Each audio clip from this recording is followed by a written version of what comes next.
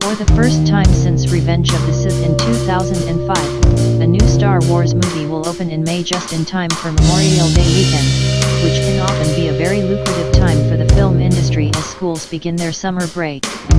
In fact, Solo's release date will mark the exact 41st anniversary of the original Star Wars, A New Hope's theatrical release on May 25, 1977. Read on for a detailed analysis of what to expect from Solo, a Star Wars story. Box Office's first official tracking projections for the film, plus other updates, can be found in the chart below.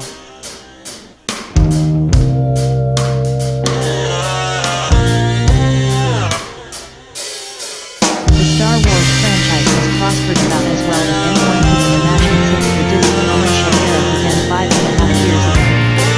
Kathleen Kennedy has successfully led Lucasfilm to the entertainment industry's top-tier brand name through the course of 3 films thus far, amassing nearly $2.1 billion in North America and over $4.45 billion worldwide. That's not even counting ancillary revenue streams like home video/streaming sales, merchandising, novelizations, and the upcoming Star Wars Rebels animated series that just wrapped up the 4th season run through the Mouse House's television arm.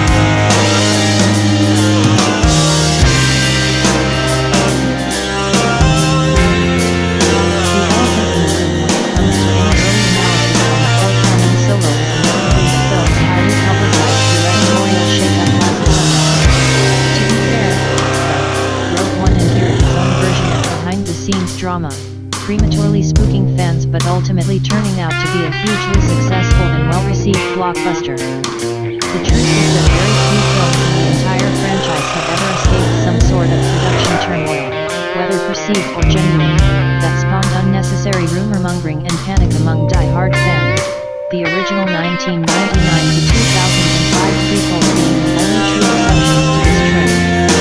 Yet, fans still turn out in droves every time. That's the power of the Star Wars mythos. No matter how much criticism is injected, fairly or unfairly, fans and casual audiences consistently return to the series because of its endearing characters and captivating storytelling. With that said, from an objective point of view, Solo doesn't have some of the key advantages of recent films have enjoyed at the box office. Moving away from the Christmas release could easily shorten the film's legs as it opens in a very competitive summer window. Releasing nearly 1 month after Avengers, Infinity War shouldn't make that Marvel title a major concern. Disney was quite consistent for 2 films by recently moving the Marvel epic up 1 week. However, Deadpool 2's second weekend, if it generates positive word of mouth, will be aiming for some of the target older male audience that drives Star Wars. On the other side of the fence, The Incredibles 2 is poised to be the animated event of summer, if not 2018, and that Pixar title drops in Solo's 4th weekend. Kiddies that often dominate the later week runs of Star Wars flicks may be divided between Solo and Pixar's long-awaited sequel, although there may still be room for coexistence between these films if word of mouth swings largely positive.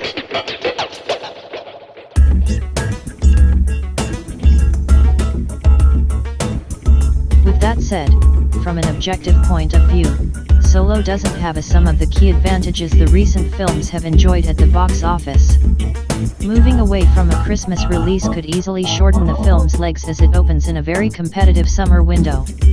Releasing nearly 1 month after Avengers, Infinity War shouldn't make that Marvel title a major concern. Disney was wise to distance the 2 films by recently moving the Marvel epic up 1 week. However, Deadpool 2's second weekend, if it generates positive word of mouth, will be aiming for some of the target older male audience that drives Star Wars. On the other side of the fence, The Incredibles 2 is poised to be the animated event of summer, if not 2018, and that Pixar title drops in Solo's 4th weekend.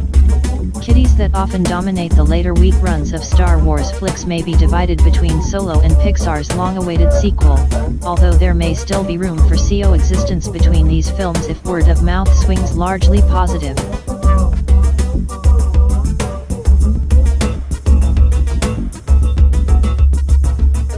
Expectations should reasonably be kept in check more than they have been for the franchise in recent years, but there is every hope that director Ron Howard has stepped in and completed a project that will entertain audiences as Star Wars has always done, even at its lowest points. The barometer for success is not the $532 million domestic gross of Rogue One, and it's important to ignore those kinds of short-sighted comparisons in the coming months. Word of mouth and reviews, as always, will be crucial to the long-term success of Solo.